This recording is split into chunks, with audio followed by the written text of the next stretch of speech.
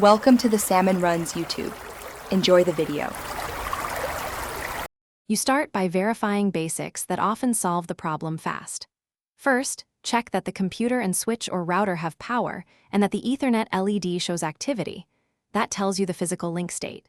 Next, inspect the RJ45 connector for a broken latch, bent pins, or debris. These stop contact. Then, reseat the cable firmly and move it to a different switch port or use a known good cable so you separate cable faults from device faults. Once done with the physical checks, focus on the adapter and addressing.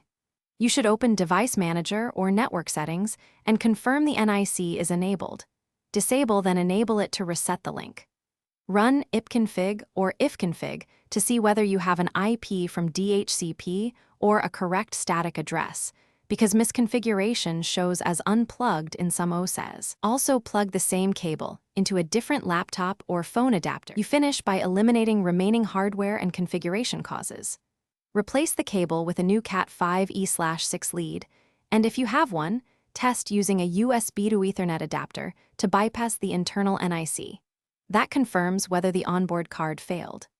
Power cycle the router/switch and your computer to clear transient faults, and make sure the switch port is not administratively shut down or assigned to the wrong VLAN. If the link still shows unplugged, try a new NIC or contact the network admin.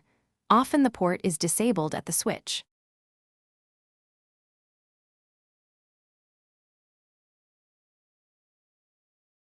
Thanks for watching. Consider subscribing if we helped you.